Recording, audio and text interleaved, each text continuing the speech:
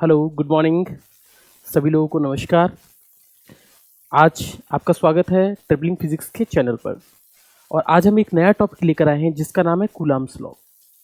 Coulomb's law की starting करें उससे पहले कुछ छोटी छोटी बातें हैं, उनको जान लेते हैं।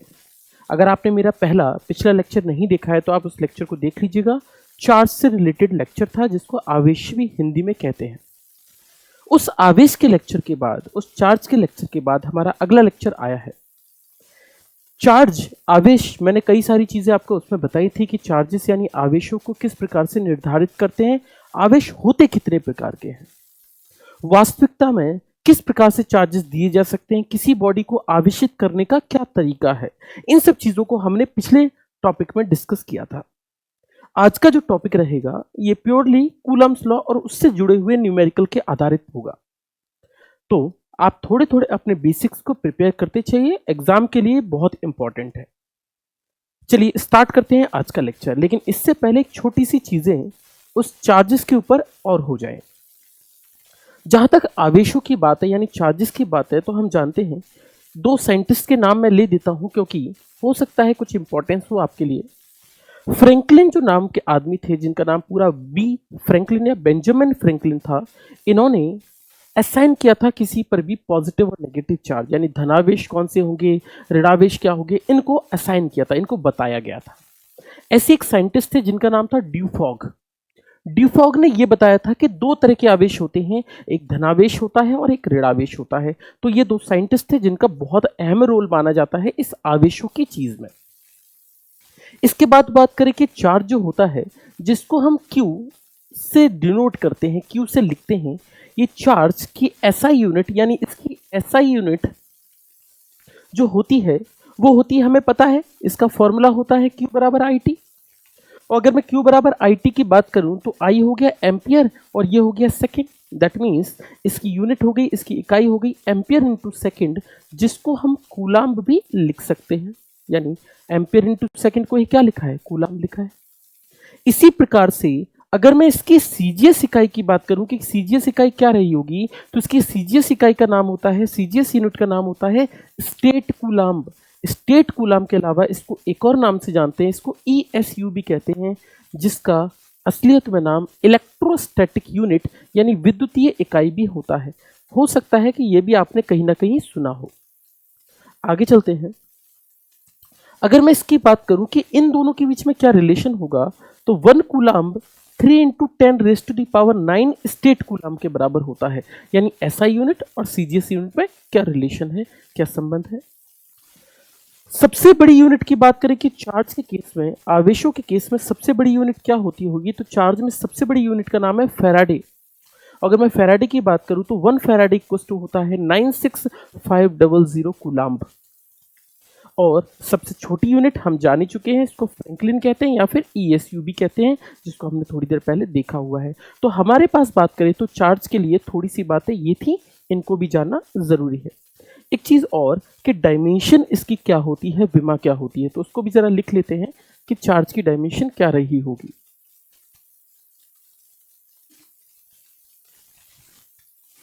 मेरे ख्याल से ज्यादा तेज नहीं हो रहा होगा, समझ आ रहा होगा। अगर मैं इसकी डायमेंशन की बात करूं, हिंदी में जिसे विमा कहते हैं, अगर मैं इसकी डायमेंशन की बात करूं तो इसकी जो डायमेंशन होगी हमें पता है Q बराबर होता है I × T, है ना, dq = I × dt भी कहते हैं। अगर मैं इन दोनों की बात करूं तो इसकी जो यूनिट, इसकी जो डायमेंशन बनेगी वो बनेगी I की A, T की टाइम। तो इसकी जो विमा निकल कर आएगी वो निकल कर आएगी AT। तो इसकी जो डायमेंशन होती है यानी विमा होती है वो क्या होती है, AT होती है। तो चार्जेस के बारे में इतनी सारी बातें थी। चार्जेस के आगे चलते हैं, इसका नाम है कूलाम्ब। कल एक चीज हमने जानी थी कि जितने भी चार्जेस होते हैं यानी जितने भी आवेश होते हैं, तो प्लस और प्लस यानी धनावेश और धनावेश, पॉजिटिव और पॉजिटिव एक दूसरे को रिपेल करते हैं यानी प्रतिकर्षित करते हैं। इसी प्रकार से नेगेटिव चार्ज और नेगेटिव चार्ज भी एक दूसरे को प्रतिकर्षित करते हैं। यानी जितने भी चार्जेस की बात हम लेकर आ रहे हैं, या तो वो एक दूसरे को आकर्षित करते हैं या एक दूसरे को प्रतिकर्षित करते हैं। अब जानते ये हैं कि अगर वो आकर्षित करते हैं तो कितने बल यानी कितने फोर्स से अट्रैक्ट कर रहे होंगे, और अगर वो रिपेल कर रहे हैं, प्रतिकर्षित कर रहे हैं, तो कितने फोर्स, कितने बल से उसको प्रतिकर्षित कर रहे होंगे, इस चीज को जानते हैं। और इस चीज को डिपिक्ट किया है कूलाम्ब ने, इसलिए कूलाम्ब हमारे लिए, मिस्टर कूलाम्ब बहुत बड़े आदमी है। अगर मैं इस बात करूं कि कूलाम्ब्स लॉ क्या होता है, तो इससे रिलेटेड क्वेश्चंस और आज का जो टॉपिक है वो कूलाम्ब लॉ से ही रिलेटेड रहेगा। चलिए देखते हैं, स्टार्ट करते हैं कूलाम्ब्स लॉ। देखते चलिएगा, कूलाम्ब्स लॉ के बारे में बात करते हैं।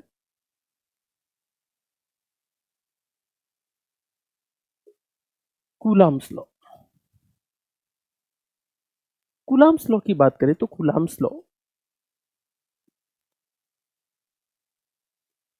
कूलाम्ब का नियम,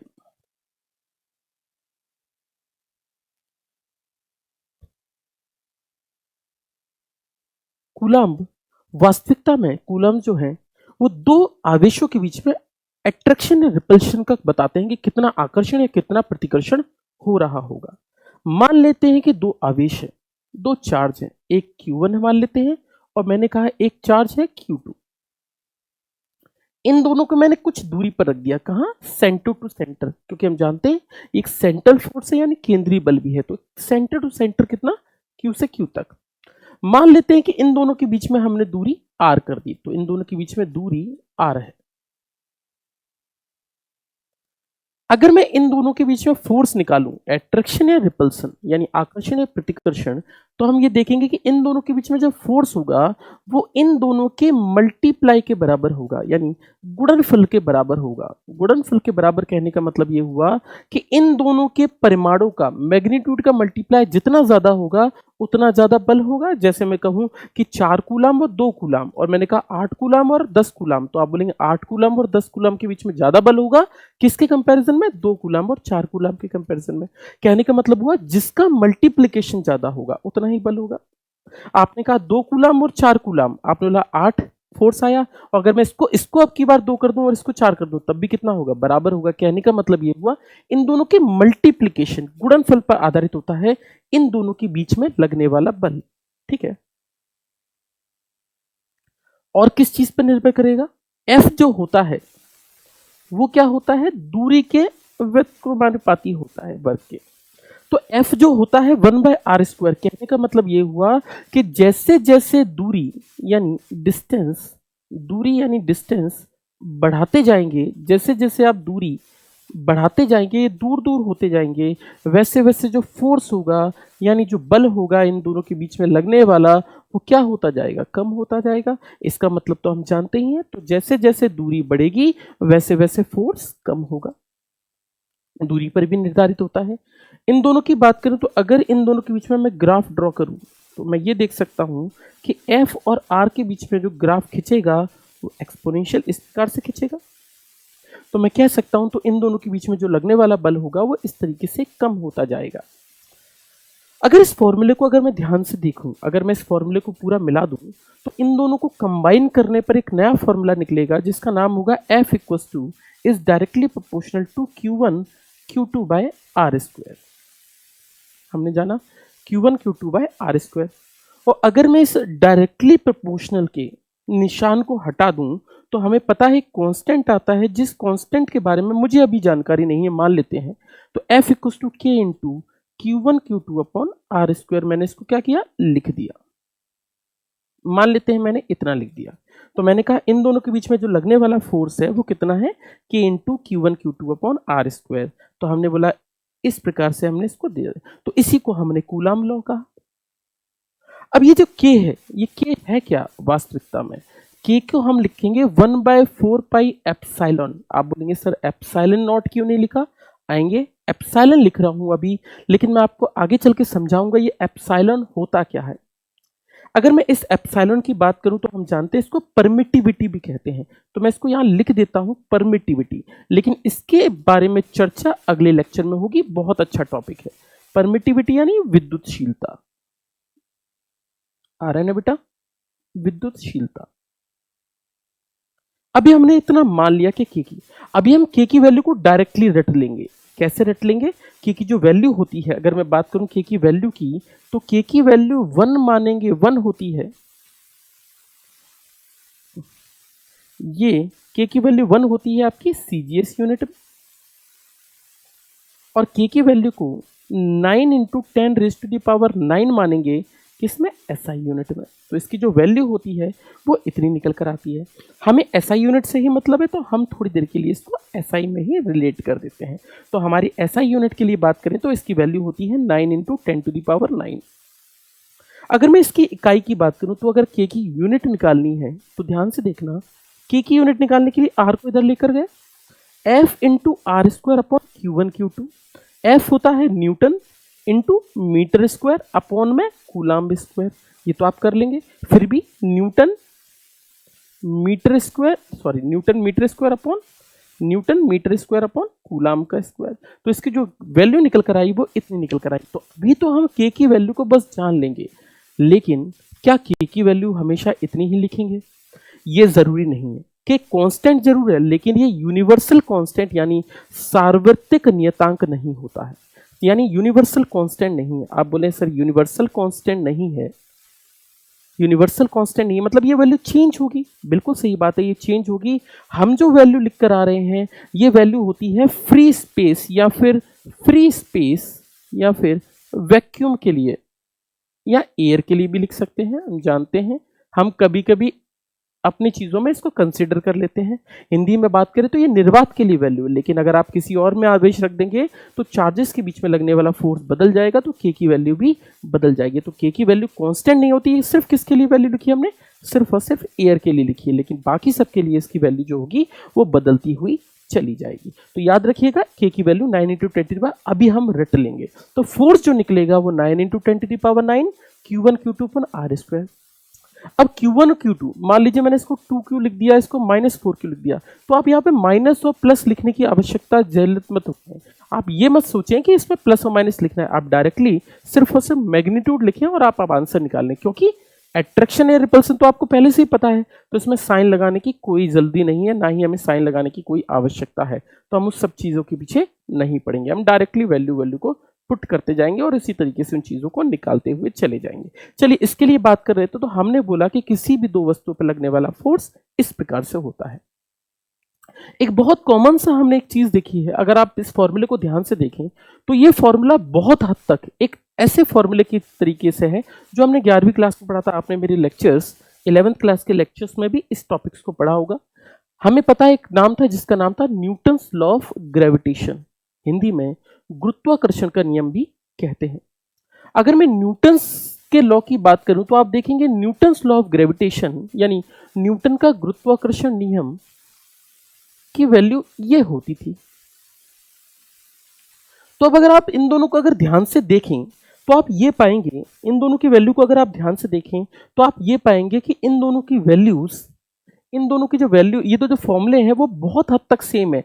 इन दोनों की बात करूं तो क्या अंतर है, तो वास्तविकता में दो तरह के फोर्स हैं जो लगभग सेम है, लेकिन दोनों में बहुत बड़ा अंतर है। ये तो मैं इलेक्ट्रोस्टैटिक फोर्स के लिए लिख रहा हूं, विद्युतीय बल के लिए, और इसको मैं लिख देता हूं एफ जी के लिए यानी गुरुत्वाकर्षण बल के लिए।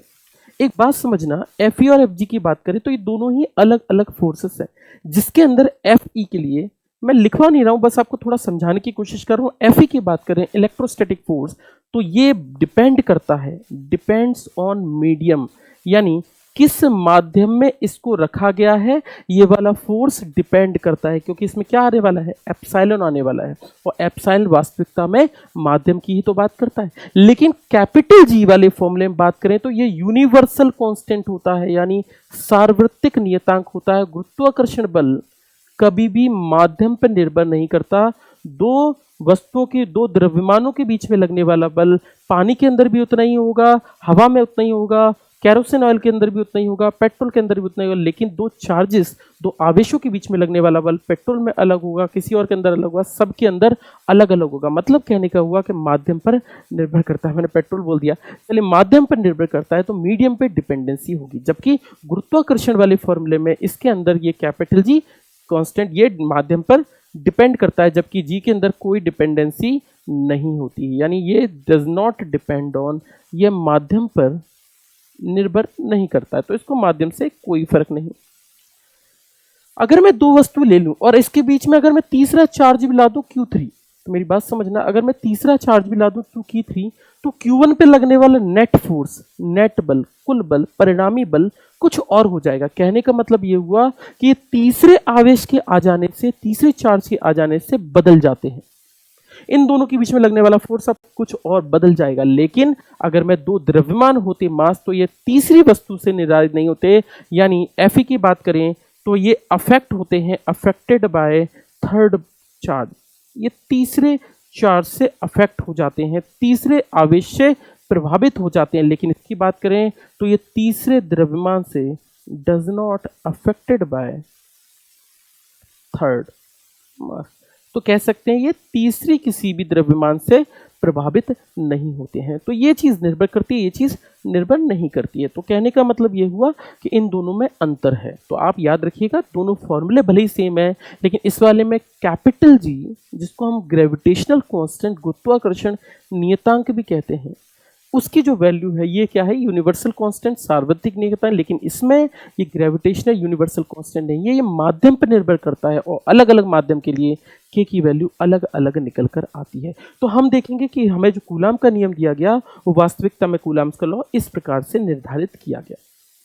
तो हमने अभी तक कूलाम्स लॉ की एक फॉर्मूला समझ लिया है, F equals to capital K Q1 Q2 by R square.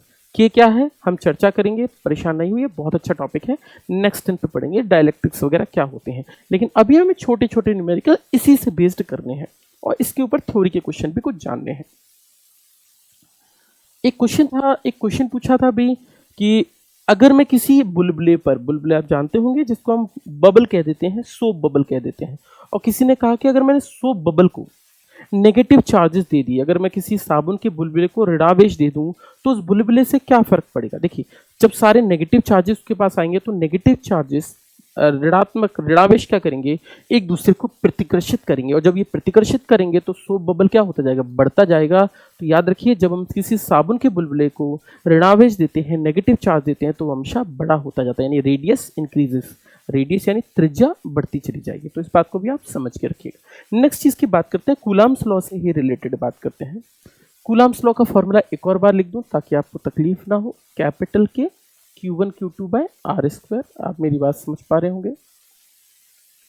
Capital के की वैल्यू हमने लिख रखी है 9 × 10⁹ ठीक है जी, ये भी हम अभी थोड़ी देर पहले देख चुके हैं। इतना हमें पता है। अब इसी पे बेस्ड कुछ टाइप समझते हैं।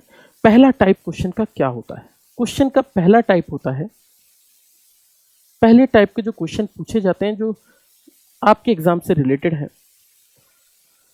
जैसे क्वेश्चन पूछ लिया गया, इफ यदि दो आवेशों के बीच की दूरी, डिस्टेंस बिटवीन,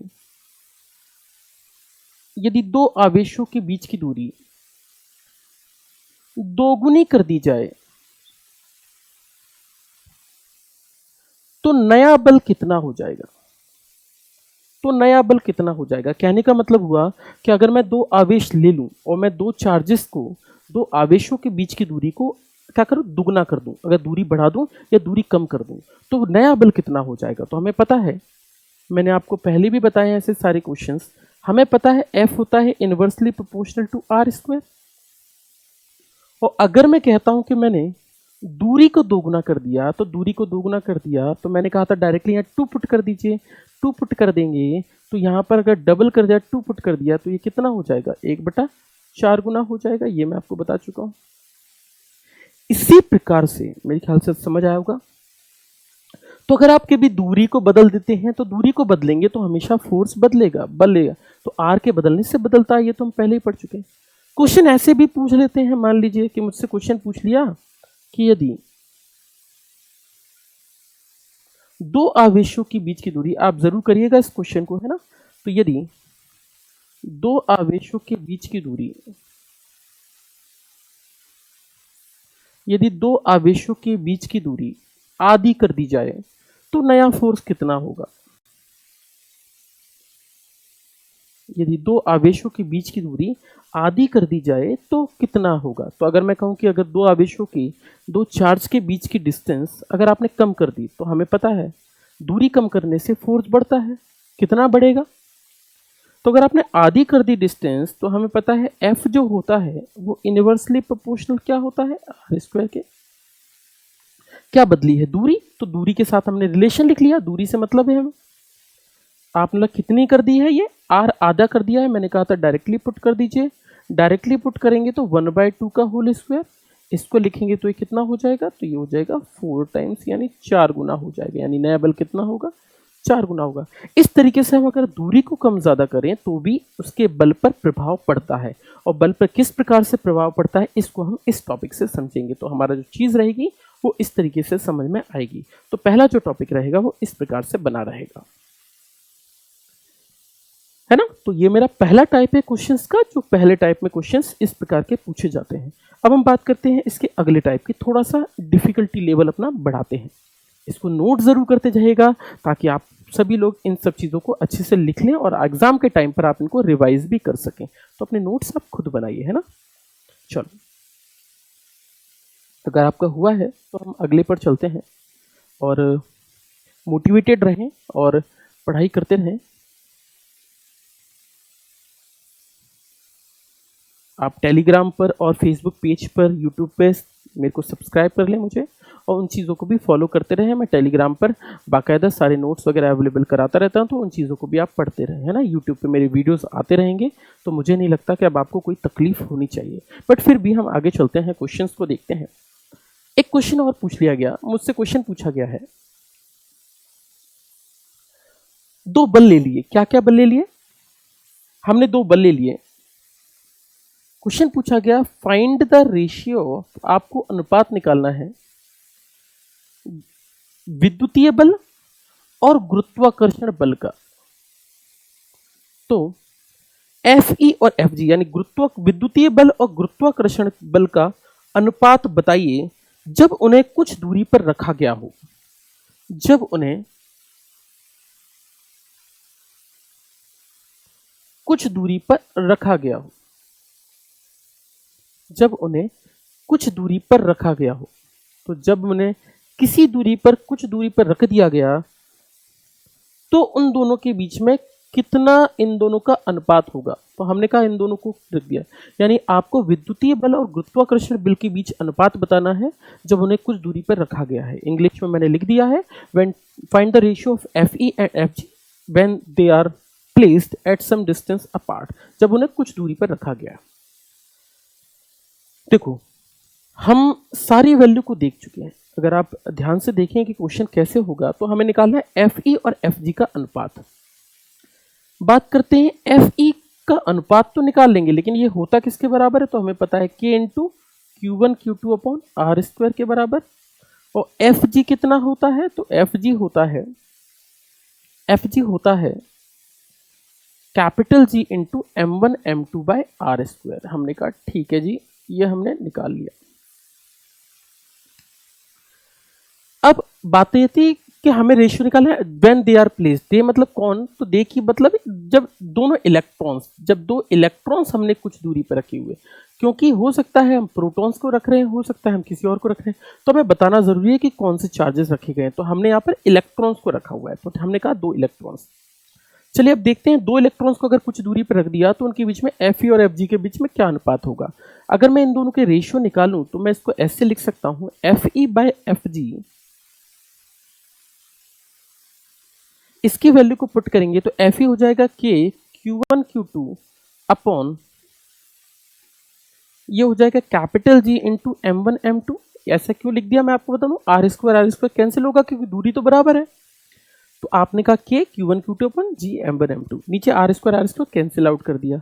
अब क्योंकि दोनों इलेक्ट्रॉन्स हैं, बोथ आर इलेक्ट्रॉन्स, दोनों इलेक्ट्रॉन्स है, दोनों सेम है, तो जब दोनों चार्जेस सेम है तो मैं इसको ऐसे भी लिख सकता हूं, F E by F G equals to K Q square by capital G into M square.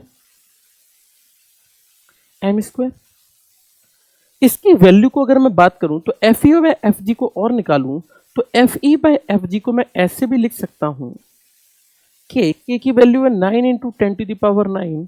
इसकी बात करूं तो क्यू मतलब चार्ज, इलेक्ट्रॉन पे कितना चार्ज होता है, तो हमें पता है -1.6 इंटू 10⁻⁻19।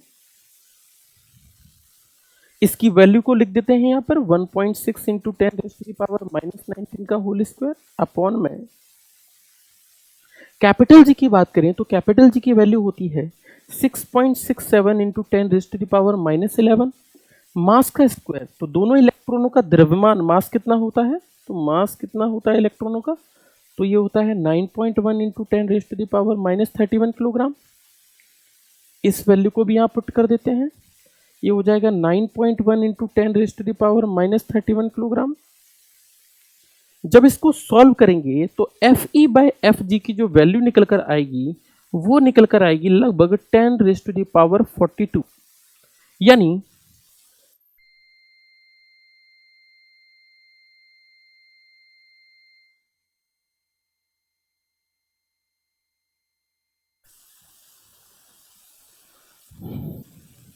सॉरी थोड़ा सा दखल हो गया था।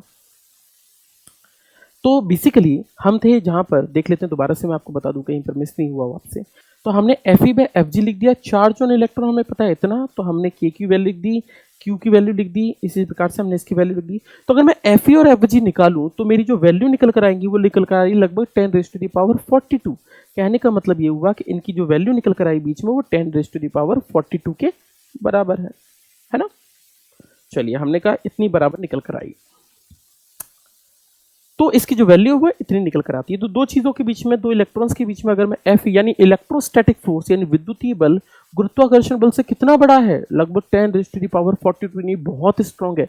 ये मेरा पहला क्वेश्चन हुआ। नेक्स्ट क्वेश्चन के ऊपर आते हैं कि अगला क्वेश्चन क्या हो सकता है। आपकी किताबों में, मैं किताब का नाम नहीं लूंगा, आप लोग लगाते रहते हैं उन किताबों को, उस किताब में एक क्वेश्चन था, बहुत बेहतरीन सा क्वेश्चन था, उसी के बारे में बात करते हैं। वो क्वेश्चन किस प्रकार का था इस चीज पे चर्चा करेंगे, ठीक है। जरा देखते हैं कि क्वेश्चन क्या था। अब क्वेश्चन है, क्वेश्चन पूछा गया इफ अ चार्ज, यदि कोई आवेश, क्वेश्चन बोला गया यदि कोई आवेश Q, या मैंने कोई चार्ज मान लिया कैपिटल Q, और मुझसे बोला charge capital Q is divided into 2 parts,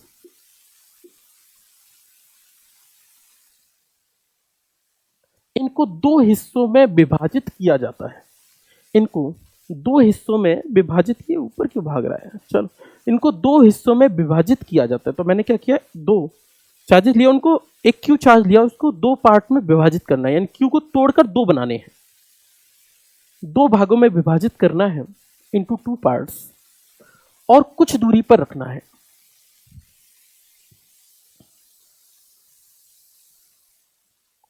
और कुछ दूरी पर रखना है, और कुछ दूरी पर रखना है। तो हमने वाला Q को लिया, मैंने कैपिटल Q को, और उनको 2 हिस्सों में विभाजित किया, और मैंने कहा इनको मैंने कुछ दूरी पर रख देना है।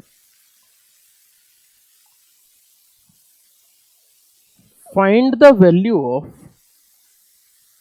न्यू चार्ज, एक नए नए आवेशों की मात्र वैल्यू बताइए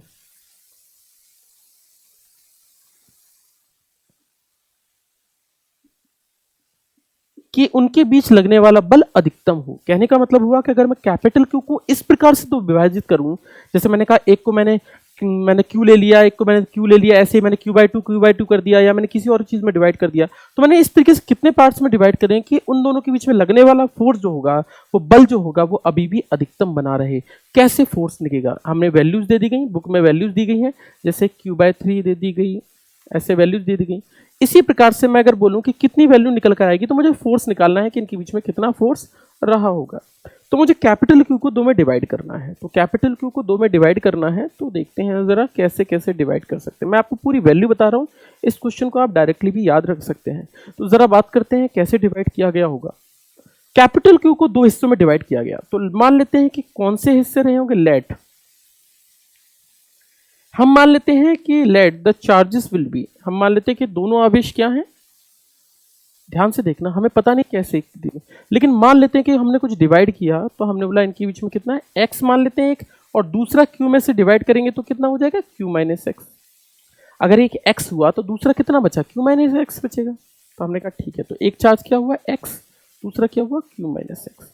अब अगर इनके बीच में फोर्स मैक्सिमम निकलना है तो क्या करो, इन दोनों के बीच में, इन दोनों चार्जेस की, इन दोनों आवेश के बीच में फोर्स निकाल लो और उसको मैक्सिमम निकाल लो। और आप जानते हैं मैक्सिमम मिनिमम निकालना तो आपने अपनी मैथमेटिक्स में सीखा ही होगा। तो बस क्या करना है, उनका डिफरेंशिएशन को क्या करना है, जीरो के बराबर पुट करना है, हमें पता चल जाएगी वैल्यू कितनी होगी। लेकिन फिर भी मैं करने के आपको बताता हूँ कि क्वेश्चन कैसे किया गया होगा।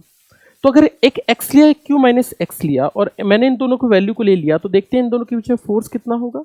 हमें पता है इसकी वैल्यू जो होती है वो कैपिटल Q इंटू Q1 है x इंटू Q2 है Q माइनस एक्स के Q1 Q2 upon R square. तो हमने कहा मान लेते हैं इनके बीच में दूरी r, हमने कहा आर स्क्वायर। ठीक है ना, मेरी बात समझ में आ रही होगी, k into x into Q x में स्क्वायर हमने, ठीक है।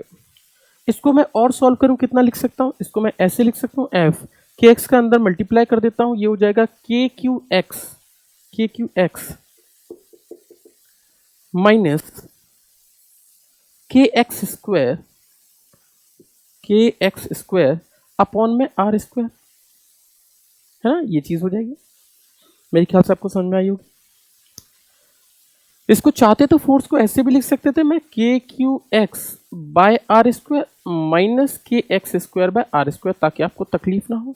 अब बात करते हैं हमारे मैथमेटिक्स में डिफरेंशिएशन अगर मैं किसी का कर दूं, जैसे मैं D Y by D X को अगर मैं जीरो रख दूं तो हमारा क्या निकलता था, मैक्सिमा या मिनिमम का पॉइंट निकलता था। तो अगर मुझे मैक्सिमा निकालना है तो इस वाले केस में करना क्या है, बस सिंपल सी बात है, फॉर मैक्सिमम करने के लिए या अधिकतम वैल्यू लाने के लिए हमें पता है डिफरेंशिएशन करके जीरो करना है। तो हमें क्या करना है, D F by D X को क्या पुट कर देना है, जीरो। तो अगर मैं इसका डिफरेंशिएशन करके इसको जीरो पुट कर दूं तो मेरे को पता है कि क्योंकि वैल्यू निकल आएगी कि कौन से चार्ज रहे होंगे। इसका डिफरेंशिएशन कितना होगा, D F by D x अगर मैं इसका कर दूं और इसको जीरो पुट कर दूं तो इसकी जो वैल्यू होगी, इसको डिफरेंशिएशन करें तो ये हो जाएगा K Q by R square minus ये हो जाएगा 2kx बाय आर स्क्वायर। इसको मैंने किसके बराबर रख दिया, जीरो के बराबर।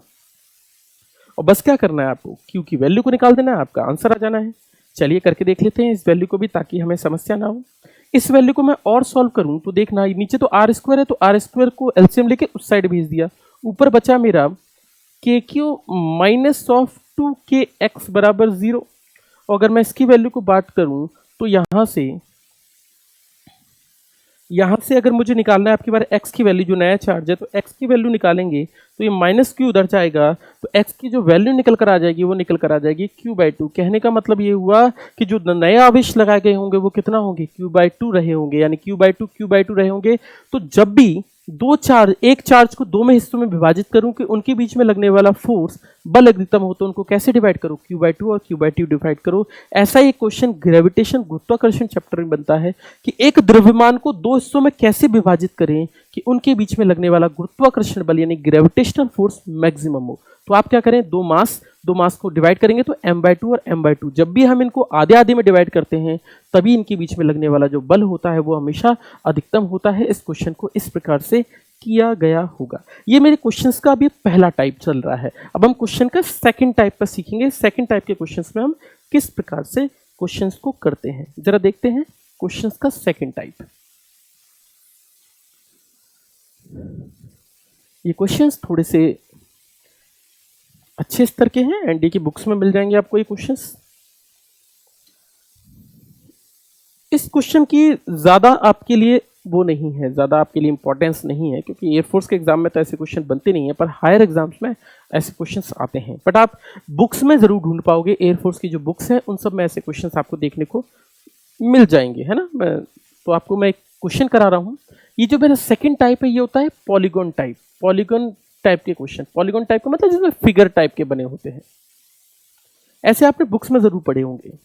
उन्हीं क्वेश्चंस की बात कर रहे हैं, पॉलीगॉन टाइप के क्वेश्चंस की। एक क्वेश्चन ले लेते हैं। मुझसे क्वेश्चन बोला गया है कि एक इक्विलेटरल ट्रायंगल बना दिया गया, हो सकता है मुझसे इक्विलेटरल ना बना हो, थोड़ा सा, चलो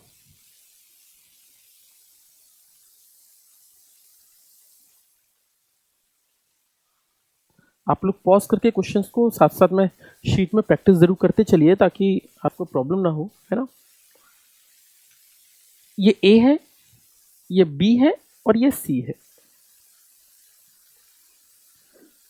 एंगल कितना है, एंगल इज 60 डिग्री। तीनों पे हम कुछ चार्ज रख देते हैं, let us suppose plus Q और प्लस क्यू। मुझसे बोला गया कि फाइंड नेट फोर्स ऑन सी। मुझसे बोला गया सी पर परिणामी बल बताइए। मैंने आपको कहा था दो चीजों की, जब कोई तीसरा आ जाता है तो तीसरी वजह से फोर्स डिफरेंट हो। तो इसमें फोर्स किसकी वजह से, कितना नेट फोर्स कितना आ रहा होगा सी पर, कितना आप समझना, प्लस क्यू और ये प्लस क्यू। तो आप सोच के अपना इमेजिन करो कि अगर मैं यहां खड़ा हूं तो मुझे यहां से धक्का मिलेगा, मैं इस साइड को भागूंगा, यहां से भी धक्का मिलेगा, मैं इस साइड को भागूंगा। तो मैं ये जानना चाहता हूं कि इस पर परिणामी बल नेट फोर्स कितना होगा। दो वैल्यू तो नहीं लिख सकते, इन दोनों के लिए अलग अलग होगा। तो नेट बल इसके ऊपर कितना रहा होगा, सी पॉइंट पर नेट फोर्स कितना होगा। क्वेश्चन कुछ भी पूछ सकता था, यहां पे निकालो, यहां पे निकालो, कहीं भी पूछ सकता था। ये सेकंड टाइप है, पॉलीगॉन टाइप। अगर मैं इस प्लस क्यू की वजह से इस प्लस क्यू पे फोर्स देखूं तो इस प्लस क्यू पे निकालना है, तो किस पे निकालना है, सी पॉइंट पर। मेरी बात समझते चलना, सी पॉइंट पे निकालना है, सी पॉइंट पर निकालना है। ये ए पॉइंट है, ये बी पॉइंट है, सी पॉइंट। सी पॉइंट पर अगर फोर्स निकालना है तो सोचना इसकी वजह से, ए की वजह से सी दूर भागेगा, ये भी प्लस क्यू, ये भी प्लस क्यू करेगा, इस प्लस क्यू को धक्का लगेगा, इस तरफ को भागने को, इस तरफ को धक्का लगेगा, यानी इस तरफ को, इस पर फोर्स लगेगा। कितना फोर्स आएगा इस पर, अगर मैं बात करूं तो इस पे फोर्स मान लेते हैं एफ आया। किस पर आया, सी पर। किसकी वजह से आया, सी पर, ए की वजह से। तो मैं इसको डिनोट कर देता हूं एफ सी। ये जा रहा होगा इस साइड, आपको माइनस माइनस ले लो, इससे क्या फर्क पड़ना है, माइनस हो जाएगा तो अट्रैक्ट करेगा, बस आप डायरेक्शन तो बता ही लोगे। अब ये प्लस क्यू की वजह से इस पर क्या फर्क पड़ेगा, ये जो है ये इसको इस साइड को धक्का देगा, ये इस साइड को धक्का देगा, तो ये साइड को भाग कर जाएगा। इस प्रकार से ये एफ सी पर आ रहा है, लेकिन ये किसकी वजह से आ रहा है, बी की वजह से। तो मैं इसको लिखता हूं एफ सी बी। मेरी बात समझ रहे हैं। अगर ये 60 डिग्री का एंगल है तो ये भी कितना होगा, 60 डिग्री का एंगल होगा, ये हम जानते हैं। अब बात आती है इन दोनों के बीच में फोर्सेस निकालने की, बलों की। तो मेरी बात समझना, फोर्स निकालूं तो जरा मैं इसको फोर्स को लिखूं के तो हमें पता है K Q1 Q2 by R square, Q into Q upon R square. तो मैं इसको लिख सकता हूं K Q square by R square. अच्छा, इन दोनों के बीच में दूरी नहीं बताई मैंने, तो आई लेट अस सपोज कि इनके बीच में दूरी ए है। सबके बीच में दूरी क्या है, ए है। अगर इनके बीच में सब में दूरी अगर ए मान लूं तो ये एफ निकल कर आया के Q square by A square. और इसकी बात करूं तो आप इसको भी निकाल के देख लीजिएगा, इसकी वैल्यू निकलेगी K Q square by A square, ये निकल कर आएगा। देख लीजिए कैसे लिखा, K into Q1 into Q2 by A square. तो ये दोनों फोर्स निकल कर आए, दोनों फोर्स बराबर हैं और दोनों बल कितने पर है, 60 डिग्री पर है। मेरी बात समझना, दो फोर्सेस, एक एफ ये है, एक एफ ये है, इन दोनों के बीच में 60 डिग्री का एंगल है, दोनों फोर्स बराबर है, 60 डिग्री का एंगल है, तो इन दोनों के बीच का रिजल्टेंट एफ नेट ये होगा। अगर आपने थोड़ा वेक्टर पढ़ा है तो आपको पता होगा। और अगर मैं एफ नेट निकालूं तो मैं एफ नेट बहुत आसानी से निकाल सकता हूं। एफ नेट को निकालने की कोशिश करूं तो आपको पता हो, मैं इसको यहां लिख देता हूं। अगर मैं नेट फोर्स निकालूं इस पर कितना निकलेगा, तो एफ नेट निकल कर आएगा, F net equal to under root of A square plus B square plus 2ab cos theta. यही होता है, यही होता है। और अगर मैं इस वैल्यू को निकालूं तो एफ नेट की वैल्यू कितनी निकलेगी, तो एफ नेट निकल कर आएगा F square plus F square 2f square. ये मेरा 2f स्क्वायर एक और है, तो ये जगह 3f स्क्वायर। और अगर मैं 3f स्क्वायर इसकी वैल्यू को अगर मैं लिखूं तो इसकी वैल्यू निकल कर आ जाएगी, ठीक है। अगर मैं इसकी वैल्यू को लिखूं कितनी निकल कर आएगी, तो इसकी वैल्यू निकल कर आएगी f√3। और f√3 की बात करें तो इसको भी हम निकाल सकते हैं, हमें पता है f तो हम निकाल चुके हैं, f की वैल्यू में पता है, तो इसको √3 के साथ मल्टीप्लाई कर देना। जो f नेट निकल कर आएगा वो कितना निकलेगा, f की वैल्यू ये रही तो इसकी वैल्यू निकलेगी अंडर रूट 3 इंटू के Q square by A square, तो इस पर लगने वाला जो नेट फोर्स होगा वो इतना निकल कर आएगा। तो क्वेश्चन बहुत डिफिकल्ट नहीं है। आप किसी भी इसी तरीके से अगर आप अपनी 12th क्लास खोलेंगे तो 12th क्लास की किताबों में 4 वाले स्ट्रक्चर भी आपको देखने को मिल जाएंगे, जो स्क्वायर या रेक्टेंगल पर आपके फोर्सेस रखते हैं, वहां पर भी आप निकाल सकते हैं, कहीं पर भी फोर्स निकाला जा सकता है। बस आप दोनों फोर्सेस ये निकाल लीजिए कि अट्रैक्ट कर रहे हैं या रिपेल कर रहे हैं, और इस तरीके से क्वेश्चन को कर लीजिए। इस तरीके से हम कोई सा भी क्वेश्चन बहुत आसानी से कर सकते हैं। तो मेरे कहने का मतलब है बस आप इतना सा निकाल लीजिए, आपके ये क्वेश्चन जो होंगे वो बहुत आसानी से सॉल्व हो जाएंगे। तो इस तरीके से कर सकते हैं। क्वेश्चंस को और भी डिफिकल्ट बनाया जा सकता था, जैसे मैंने आपको बोला कि ये क्वेश्चन तो हो गया, मैं आपको दूसरे क्वेश्चन की बात करूं। मान लो यहाँ पर माइनस दे देता, आपसे बोलता अब निकालो फोर्स कितना होगा, तो माइनस की वजह से प्लस क्यों कहा जाता, पास में जाता। तो अब की बार ये ना होकर कहां होता, अगर ये माइनस हो जाता तो ये कहां होता, ऊपर की साइड। तो अब यहां पर ये आता एफ सी, किसकी वजह से, ए की वजह से। इस फोर्स को भी कैसे निकालते हैं, के क्यू बाय स्क्वायर, तो इसकी वैल्यू भी निकाल लेते के क्यू बाय। अब की बार थीटा कितना हो जाता है, ये वाला, और इनका एफ नेट कैसे निकलता है, ऐसे निकलता। तो आप बस फोर्स डिनोट करते जाइए और आप उनका रिजल्टेंट निकालते जाइए। अगर आपने वेक्टर्स पढ़ा है तो क्वेश्चंस बहुत आसानी से सॉल्व हो जाएंगे, इतना बहुत बड़ी कोई तकलीफ नहीं होगी। तो क्वेश्चंस बहुत आसान हो जाएंगे अगर मैं पॉलीगॉन टाइप के क्वेश्चंस को करने का प्रयास करूं। क्वेश्चन में थोड़ा सा और आगे बढ़ते हैं और इसके टाइप में थोड़ा चेंज करते हैं। ये बहुत कॉमन क्वेश्चन है, ये आपके लेवल का भी और आपके पेपर में भी बहुत ज्यादा पूछे जा सकते हैं। इसको क्वेश्चंस को भी देखते हैं कि क्वेश्चंस किस प्रकार से किया गया होगा। चलिए देखते हैं। चलिए हमारा थर्ड टाइप के क्वेश्चंस,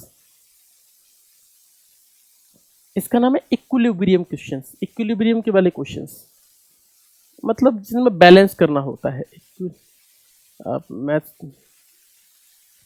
हो सकता है आप लोग सोच रहे हो कि हिंदी वाले की क्या लिख रहे हैं। इक्विलिब्रियम मतलब जानते होंगे थोड़ा बहुत, संतुलन वाले क्वेश्चंस। क्वेश्चन कैसा है आप समझ जाओगे 1 मिनट में।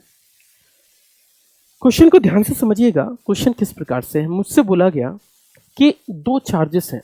क्वेश्चन देखना, ये एक टाइप और बनता है। सारे क्वेश्चंस के जितने भी टाइप्स बन सकते हैं, थ्योरी या फिर वैसे, दोनों टाइप्स आपको कराते चले जाऊंगा। हमने कहा एक चार्ज है प्लस क्यू, हमने कहा ठीक है इसको हम स्मॉल क्यू लिख लें तो ज़्यादा अच्छा है क्योंकि हम क्यू रख देंगे। हमने कहा एक है प्लस क्यू और एक हमने लिख दिया एक है मेरा प्लस 4 क्यू। हमने बोला एक प्लस क्यू एक प्लस 4 क्यू। इन दोनों को जोड़ने वाली लाइन ये है। इन दोनों के बीच में दूरी मान लेते हैं कैपिटल एल। कैपिटल एल इन दोनों के बीच में दूरी है। अब मुझसे क्वेश्चन में यह कहा गया कि अगर इन दोनों के बीच में कैपिटल एल दूरी है तो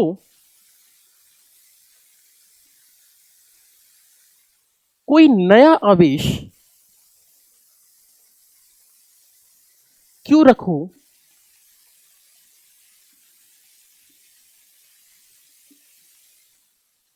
जिससे वह संतुलन यानी इक्विलिब्रियम में बना रहे। आप पहले समझ लीजिए कि किसी भी चीज रेस्ट पोजीशन या इक्विलिब्रियम का मतलब क्या होता है। अगर मैं कहता हूं कि मैं कहीं भी नहीं जा रहा हूं, इसका मतलब यह हुआ कि मुझ पर लगने वाले जो जितने भी फोर्सेस हैं वो कब क्या है, बैलेंस्ड है। अगर एक भी बल, मेरा आगे का बल ज्यादा हो जाएगा तो मैं आगे गिर जाऊंगा, पीछे का, लेकिन हमारे सारे फोर्सेस सारे बल बैलेंस्ड हैं, सब चीज संतुलन में है, तभी तो हम खड़े रह पा रहे हैं। तो अगर मैं कहता हूं कि इसके बीच में कहीं पर भी या कहीं पर भी क्यू आवेश रखो, क्यू चार्ज रखो कि वो संतुलन में बनाए रहे, तो संतुलन में बनाए रखने का मतलब ये है कि जितना अट्रैक्शन उतना रिपल्शन, या फिर ये कह दूं कि वो उस पर लगने वाले सारे बल जो है वो हमेशा जीरो है। बात एक ही। क्वेश्चन बोला गया कि इन दोनों के बीच में या इन दोनों के कहीं पर भी एक चार्ज ऐसा रखो कि वो चार्ज जो हो वो कहां पर इक्विलिब्रियम हो। ऐसे क्वेश्चंस भी आपने अपनी किताबों में देखे होंगे। जरा समझते हैं कि कहां रखें। लेट अस सपोज आपने कहा चलो यहां रख के देख लेते हैं कि यहां पर भी तो हो, यहां पर रख के देख लेते हैं। हमने कहा ठीक है रख लो, हमें क्या है, हम तो रख दो। अब बात समझना, अगर मैं इसको यहां रख दूं तो ये प्लस क्यों रखा। आपने बोलेंगे सर ये तो आपने बहुत मतलब वैसी बातें कर दी, आप प्लस क्यू के रखो, माइनस क्यू भी तो रख सकते हो। हाँ भाई कुछ भी मान सकते हो, आप माइनस क्यू लगाओगे तब भी आंसर सेम आएगा, तो आप चिंता ना करें। आप माइनस क्यू और प्लस क्यू रखेंगे तो कोई खास फर्क नहीं, कोई फर्क नहीं आएगा, लेकिन फिर भी मैं आपको करके बता दूंगा, आप परेशान ना होइएगा। मान लेते हैं हमने प्लस क्यू माना, हमने क्या प्लस क्यू चार्ज ले लिया। अब ये रेस्ट पोजीशन में कैसे होगा जरा देखते हैं। इसकी वजह से इस पे क्या होगा, ये चार्ज ये भी प्लस है ये भी प्लस है, तो ये क्या भागेगा, दूर भागेगा। दूर भागेगा तो इसकी वजह से क्या लगा फोर्स, दूर भागने वाला, इसकी वजह से क्या लगा, दूर भाग, इसकी वजह से बात करें तो इसकी वजह से भी कहां भागेगा, दूर भागेगा। तो भाई ये इक्विलिब्रियम में तो नहीं हुआ क्योंकि दोनों एक तरफ लग रहे हैं, इसका मतलब ये इक्विलिब्रियम मतलब ये रेस्ट में तो रहेगा नहीं, तो हमने कहा ये तो नहीं रहेगा रेस्ट में, मतलब आवेश यहां पर नहीं हो सकता। हमने कहा ठीक है यहां पर नहीं हो सकता। क्या यहां पर हो सकता है चार्ज, तो आप बोलेंगे यहां पर हो सकता है, देख लेते हैं। प्लस क्यू की वजह से ये दूर भागेगा, इस प्लस की वजह से दूर भागेगा, तो हम बोलेंगे यहां पर भी नहीं हो सकता है। तो हमने कहा ठीक है जी यहां पर भी नहीं हो सकता है, तो दोनों जगह तो नहीं हो सकता। अब क्या इनके बीच में हो सकता है, तो मान लेते हैं कि हमने कोई चार्ज क्यू यहां रख दिया। अब हम देखते हैं कि क्या यहां हो सकता है, चलो देख लेते हैं। इस प्लस क्यू की वजह से ये क्यू कहां भागेगा, दूर, ये प्लस है ये भी प्लस है तो ये कहां भागेगा, दूर, इस साइड। तो हम बोल देते हैं यहां पर F1 मान लेते हैं, इसकी वजह से ये दूर भागा। इसकी वजह से क्या होगा, प्लस की वजह से ये क्यों इस साइड को भागेगा, इस साइड भागेगा F2। तो आप बोलेंगे बिल्कुल अब ऐसा हो सकता है कि चार्ज यहां पर रेस्ट पोजीशन में बना रहे, लेकिन अगर इसको विराम में रहना है, अगर इक्विलिब्रियम में रहना है, अगर इसको विराम स्थिति में रहना है, इक्विलिब्रियम में रहना है, तो ये तब रेस्ट पोजीशन में रहेगा जब F1 यानी इस साइड को लगने वाला बल F2 के बराबर होगा, यानी इसकी वजह से और इसकी वजह से लगने वाले दोनों बल बराबर हो। मैं विराम स्थिति में जब भी रहूंगा जब इस साइड को खींचने वाला और इस साइड को खींचने वाले दोनों फोर्स क्या हो, एक बराबर हो। एक बराबर होंगे तो मैं एक जगह खड़ा रहूंगा, लेकिन एक फोर्स ज्यादा हो जाएगा तो इस साइड को, एक फोर्स ज्यादा हो जाएगा तो इस साइड को। तो मैं फोर्सेस बैलेंस तभी हो सकते हैं, तभी नियंत्रित, तभी संतुलन बन सकता है जब उस पर लगने वाले सारे बल, परिणामी बल कितना हो, शून्य निकल कर आए, या सारे बल हमेशा बल बराबर हो। तो हमने कहा ठीक है। तो अगर अब दूसरी बात, एक और बात निकलती है, तो ये क्यों रहेगा कहां, यहां रहेगा या यहां रहेगा, किसके पास में रहेगा। तो आपको मैं बता दूं, जब भी चार्ज रखते हैं, चाहे आप बाहर रखो या अंदर रखो, कैपिटल जो भी आप चार्ज रख रहे हो, आवेश रख रहे हो, वो हमेशा हमेशा छोटे के पास में होता है। कैसे होता है मैं बता भी देता हूं। देखो ये तो छोटा है तो इसको फोर्स ज्यादा लगाना पड़ेगा, क्यों, क्योंकि आपको इन दोनों को बराबर करना है। ये तो बहुत बल लगा रहा है, तो बहुत बल लगा रहा है, बहुत फोर्स लगा रहा है, तो ये तो खींच रहा है, लेकिन दूरी बढ़ जाएगी तो इसका फोर्स कम हो जाएगा, इसका फोर्स बढ़ जाएगा, तभी तो बराबर कर पाओगे। अगर आप चार्ज को, आवेश को यहां रख दोगे तो ये तो बहुत तेजी से खींच लेगा, इसका बल तो कुछ भी रह ही नहीं जाएगा, तो उसकी कोई ताकत बचेगी नहीं। तो कहने का मतलब ये इतना हुआ कि मेरे को क्यू कहाँ रखना पड़ेगा, यहीं पर रखना पड़ेगा। हमने कहा ठीक है, क्यू को हम यहां रख देते हैं। हमने कहा F1 और F2 बराबर होंगे, चलो देख लेते हैं। तो हमने कहा ठीक है F1 और F2 बराबर होंगे। F1 और F2 बराबर होंगे तो जरा इन दोनों के बीच में फोर्स निकालें। तो हम क्या करते हैं, इसके बीच में दूरी मान लेते हैं x। तो अगर ये x दूरी है तो ये कितनी होगी, तो ये टोटल l था, तो ये कितना हो जाएगी, l माइनस एक्स हो जाएगी। इतनी गणित तो आती होगी आपको, है ना, तो इतनी गणित तो आपको आती होगी, है ना। चलो आप इसे नोट कर लें एक बार।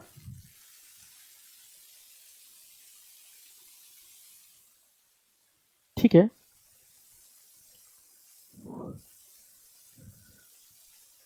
आगे की बात करते हैं। ठीक है, चलिए माफ कीजिएगा, चलिए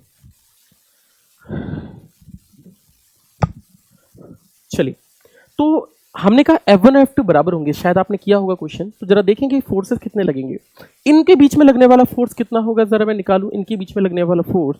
तो इसके बीच में लगने वाला फोर्स होगा small q into capital Q upon x square. ये बराबर होगा मेरा इन दोनों के बीच में लगने वाले फोर्सेस की वजह से, यानी capital Q K into capital Q into 4Q upon में इन दोनों के बीच में दूरी है L माइनस एक्स का होल स्क्वायर। ये कैपिटल के कैपिटल स्मॉल क्यू कैप सब कट गया, इसकी वैल्यू बची 1/x square equals to 4 upon L minus x का होल स्क्वायर। इसको और सॉल्व कर लेते हैं, इसकी वैल्यू निकलेगी L minus x upon x. ये बात समझना, ये इसका होल स्क्वायर बराबर बचेगा 4। इसकी वैल्यू को और सॉल्व कर लेते हैं। अगर मैं दोनों साइड अंडर रूट ले लूं तो ये बनेगी L माइनस एक्स अपॉन में x इक्वल्स टू हो जाएगा प्लस माइनस 2, प्लस माइनस 2, है ना। चलिए दो केस बन गए L माइनस, इसके दोनों केसों को सॉल्व भी कर लेते हैं। L माइनस एक्स अपॉन में x इक्वल्स टू 2 मान लेते हैं, एक बार मान लेते हैं L minus x upon x equals to minus 2। मेरे ख्याल से आपको दिख रहा होगा, है ना, परेशानी नहीं होगी। चलो इन दोनों केसेस की बात करें तो इसको मैं सॉल्व करूँ, ये हो जाएगा l minus x equals to 2x। इसको सॉल्व करेंगे तो इसकी वैल्यू बच जाएगी आपकी l equals to 3x, x की वैल्यू निकल कर आएगी आपकी l/3, l/3 निकल कर आएगी। अगर मैं इसकी बात करूंगा तो ये जो -2x हो जाएगा, x हो जाएगा, इसकी वैल्यू निकालेंगे तो ये x निकल कर आएगा -l। भाई डिस्टेंस से डिस्टेंस माइनस में तो वैसे भी नहीं हो सकती, और आप समझ भी सकते हैं -l नहीं आ सकता क्योंकि ये टोटली l है, तो आप -l कैसे लिख सकते हैं। तो आपने बोला ये कौन सी वैल्यू सही होगी, ये वैल्यू सही होगी, इसका मतलब ये आंसर नहीं होगा। आंसर क्या होगा, x इक्वल टू l/3। आपने कहा ये आंसर निकलेगा, आप कहें तो अरे ये तो बहुत डिफिकल्ट चीज़ है। नहीं भाई डिफिकल्ट नहीं है, पर समझने वाली चीज़ है। आप समझना, कोई भी आवेश रखेंगे तो वो इस तरीके से, लेकिन हम इन क्वेश्चंस को इस प्रकार से ना कर एक बहुत बढ़िया सी शॉर्ट का इस्तेमाल करेंगे और शॉर्ट ट्रिक देखते हैं कि उस शॉर्ट ट्रिक को हम कैसे लगाएंगे। जब भी हमें दो चार्जेस रखे हो, उनके बीच में आवेश रखना हो तो कैसे रखेंगे। ध्यान से देखिएगा, मैं शॉर्ट ट्रिक आपको समझा रहा हूं। देखो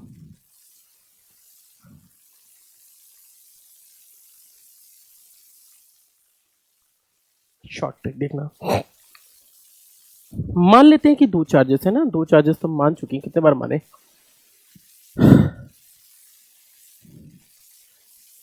एक को Q1 मान लेते हैं, Q1 जो होगा उसको मानेंगे हम स्मॉलर चार्ज।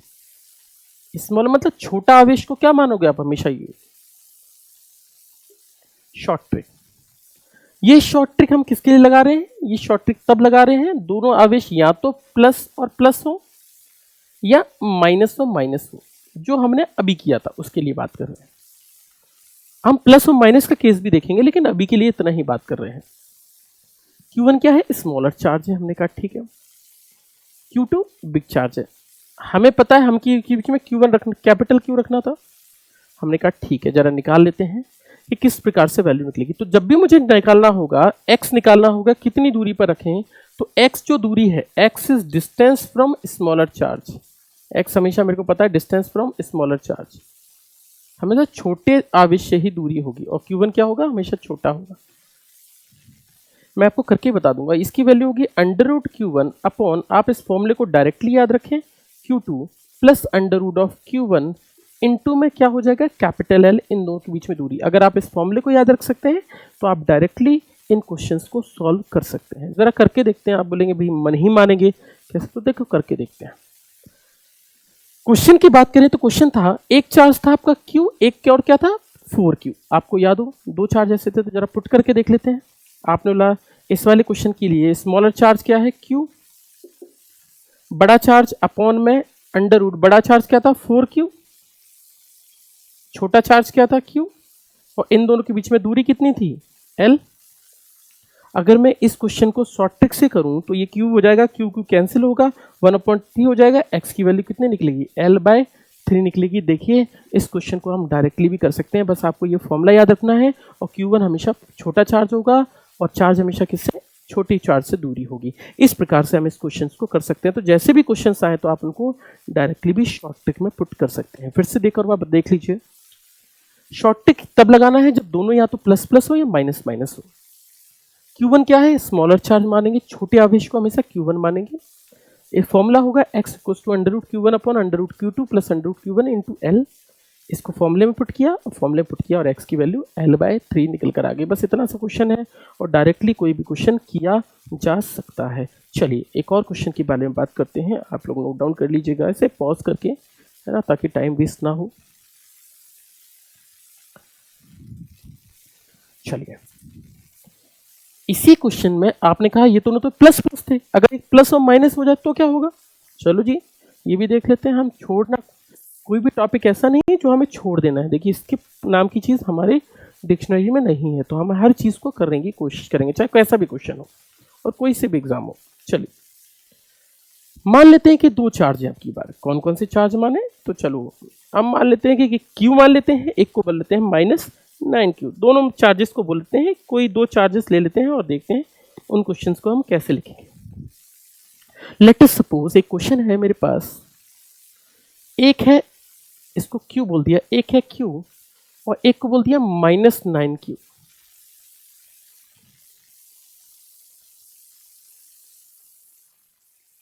आपके यहाँ मैंने माइनस कर दिया तो आप लोगों की समस्या दूर हो जाएगी। हमने कहा ठीक है। मुझसे बोला गया इनके बीच में कोई कैपिटल क्यू चार्ज रखो कि वो विराम स्थिति में बना रहे, वो विराम स्थिति में बना रहे। देखना, विराम स्थिति में बना रहे। फिर से आपने कहा कहां रखें। आप याद रखना, जब भी दोनों प्लस प्लस या माइनस माइनस होंगे तो उनके बीच में आएगा, और जो दोनों अलग अलग होंगे प्लस माइनस होंगे तो हमेशा बाहर आएगा। लेकिन फिर भी मैं देख लेता हूं। और चार्ज हमेशा मैंने बोला था छोटे के पास में रखते हैं। अगर आप इन दोनों के बीच में रख देते हैं क्यू, तो आप देखना अगर मैं क्यू बीच में रखूं तो क्या फर्क पड़ेगा। ये प्लस है, प्लस है तो ये कहां भागेगा, दूर, इससे दूर भागेगा। ये माइनस क्या करेगा, इसको खींचेगा। इसका मतलब ये जगह तो नहीं हो सकती विराम स्थिति की। हमने कहा ठीक है। अब की बार बीच में तो नहीं हो सकता, बाहर होगा। चलो बाहर होगा तो यहां रख के देख लेते हैं, यहां रख के देख लेते हैं। अगर यहां रखेंगे तो ये इसको खींचेगा बहुत तेजी से, क्योंकि बहुत बड़ा है ना, तो इसको खींचेगा इस तरीके से फोर्स। अब दूसरे की बात करें तो ये तो बहुत दूरी है, ये जो दूरी है ये इसको प्रतिकर्षित तो करेगा, लेकिन अगर मैं इसकी वजह से F1 की बात करूं और इसकी वजह से F2 की बात करूं तो भैया इसकी वजह से तो बल ना के बराबर होगा, क्योंकि ये ताकत तो है ही नहीं इसमें, और ताकत नहीं है तो ये रिपेल नहीं कर पाएगा। इसका मतलब ये इस साइड, क्योंकि 9 की तो बहुत बड़ा है ना, तो ये इसको इतना तेजी से खींच रहा होगा कि ये यहाँ से ये बल तो इसको प्रतिकर्षित किसी भी हालत में नहीं कर पाएगा। इसलिए ये क्यू कभी भी यहाँ नहीं रखा जा सकता। क्यू जो रखा जाएगा वो हमेशा क्या रखा जाएगा, छोटे चार्ज के पास में ही रखा जाएगा। अब की बार अगर यहाँ क्यू रखेंगे तो हमें पता है इन दोनों के बीच दूरी ज्यादा हो गई, तो इसके बीच फोर्स कम हो गया। फोर्स कम हो गया तो ये इसको अट्रैक्ट करेगा, F1 इसकी वजह से आएगा, और इसकी वजह से क्या करेगा, रिपेल करेगा, तो F2 आएगा। अब इन दोनों के बीच में दूरी कम है तो अब ये दोनों एक दूसरे को रिपेल करके बराबर कर सकते हैं। तो ये चार्ज हमेशा हमेशा छोटे के पास में ही, फिर से रट्टा मार लीजिए, जब भी चार्ज रखेंगे, आवेश रखेंगे, तो वो हमेशा छोटे चार्ज के पास में ही रखा जाएगा, कभी भी बड़े के पास में नहीं रख सकते। दूसरी बात ये कहते हैं कि दोनों चार्जेस थे, सॉरी मैंने मिटा दिया, मैं अभी थोड़ा जल्दी में रहता हूँ, प्लस क्यू और माइनस 9Q। हमने कहा चलिए इन दोनों के बीच में चार्जेस भी रख दिया। हमने कहाँ रख दिया, आपने कहा, मैंने बोला था जैसे, आपने यहाँ पे रख दिया। हमने कहा ठीक है रख दो, हमने कहा रख दो, ठीक है। इन दोनों के बीच में दूरी कितनी है, हमने कहा कैपिटल L। इसकी दूरी मान लेते हैं कितनी है, x। मैं पहले पूरे तरीके से करके बताता हूँ, फिर इसके लिए भी शॉर्ट ट्रिक का यूज करते हैं। अगर मैं, हमें पता है इस पे दोनों तरफ के लगने वाले फोर्सेस क्या हो, इक्वल हो, तब ये रेस्ट में होगा, यानी इसकी वजह से और इसकी वजह से दोनों बराबर हो। तो हम मान लेते हैं F1 बराबर F2। इन दोनों के पीछे फोर्स निकाल के देख लेते हैं कितना होगा, K into capital Q into small q upon, इन दोनों के बीच में दूरी कितनी है, x। अब इस पर इसकी वजह से K into capital Q into 9Q upon, ये हो जाएगा पूरी दूरी L प्लस एक्स का होल स्क्वायर। हमने रख दिया।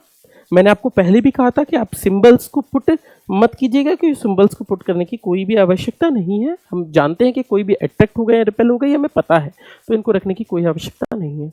तो मैंने आपको पहले ही बोल चुका, माइनस प्लस मत रखिएगा कि capital Q cancel cancel cancel सब कैंसिल, इसकी वैल्यू बची, ये एक्स स्क्वायर है, इधर बचेगा तो ये बचेगा L प्लस एक्स का होल स्क्वायर अपॉन में एक्स स्क्वायर।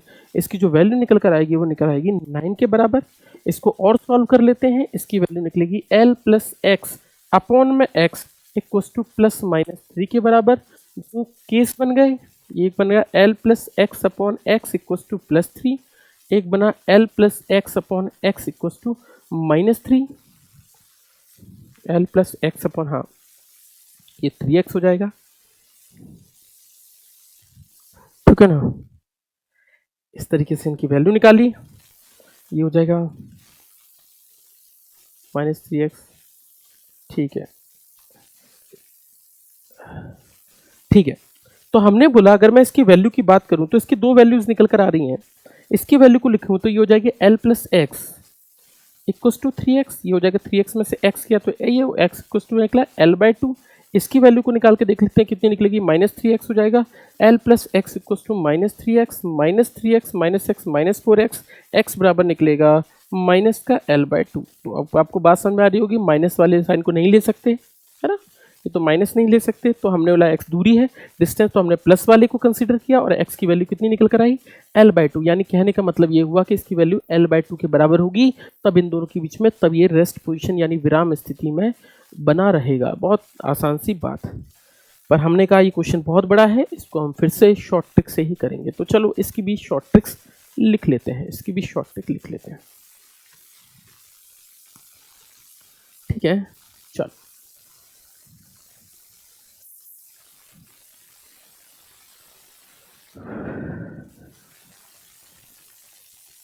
अब आपके लिए क्वेश्चन बहुत आसान हो, लेकिन फिर भी जरा देखते हैं। शॉर्ट ट्रिक की बात करते हैं। इसकी शॉर्ट ट्रिक कैसे होगी? फिर से वही बात, याद कुछ नहीं करना है, हमें पता है Q1 क्या है, स्मॉलर चार्ज किसको मानना है, छोटा आवेश किसको मानना है, जो छोटा चार्ज होगा वो क्या होगा, हमेशा Q1 मानना है। जो आवेश हमेशा रखा जाएगा, चार्ज इज ऑलवेज पुट, हमेशा किसके पास रखा जाता है, छोटे आवेश के पास रखा जाता है। स्मॉलर चार्ज हमेशा छोटे आवेश के पास रखा जाता है, हमेशा छोटे आवेश के पास रखा जाता है। तो Q1 क्या हुआ, स्मॉलर चार्ज। हमने कहा ठीक है, फॉर्मूला ये किसके लिए लागू होता है, इसके लिए लागू होता है जब वो प्लस माइनस हो या माइनस प्लस हो। हमने पहले ही बता चुके हैं, जब दोनों अलग अलग हो तब ये फॉर्मूला है। फॉर्मूला कुछ भी नहीं है, उस वाले का फॉर्मूला अगर आपको याद हो तो वो फॉर्मूला था √Q1 upon √Q2 plus √Q1। यहाँ पर हो गया है माइनस √Q1। तो क्वेश्चन में कोई खास फेरबदल नहीं है, ये आपके लिए बच्चों वाली चीज़ है, रद्दी है, बिल्कुल खराब चीज़ है, मजाक है, दुश्मनी है हमारे साथ, इतना छोटा क्वेश्चन। चलो हमने कहा √Q1, जरा हम क्वेश्चन को करके देख लेते हैं। √Q1 हमने पता है, हमारे वाले क्वेश्चन में Q1 क्या था, स्मॉल q, अपॉन बड़ा चार्ज क्या था, √9Q, माइनस क्या होगा, √Q, और इस पूरे की लेंथ क्या थी, कैपिटल L, इन दोनों के बीच में दूरी L थी। इसको सॉल्व करके देखते हैं कितना निकलेगा, √Q ऊपर होगा √Q, ऊपर हो जाएगा ये 3 √Q, ये हो जाएगा माइनस √Q, इसकी वैल्यू इंटू √L लिख देंगे, इसकी वैल्यू को सॉल्व करेंगे तो x इक्वल टू निकल कर आएगा L/2। ये लीजिए, शॉर्ट ट्रिक से भी ये क्वेश्चन होते हैं। तो जितने भी क्वेश्चंस हैं जिन आवेशों के बीच में अगर आपको चार्ज रखना है तो वो सारे के सारे क्वेश्चन इसी प्रकार से किए जा सकते हैं।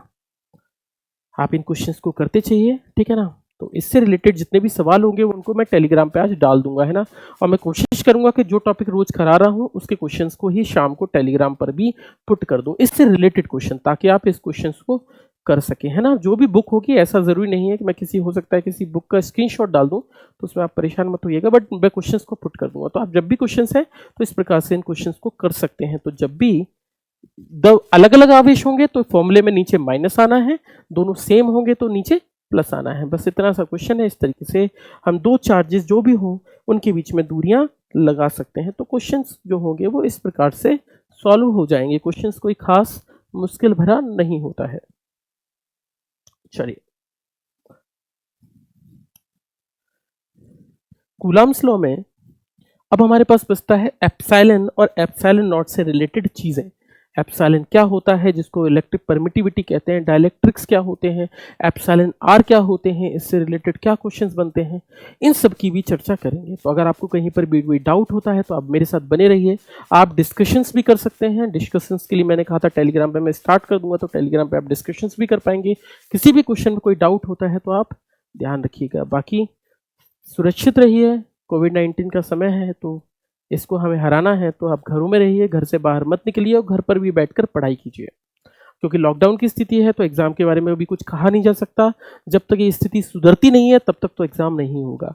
तब तक आप बस लॉकडाउन के पहले प्रतीक्षा कीजिए कि हम लॉकडाउन को जल्दी से जल्दी खत्म कर पाए, है ना।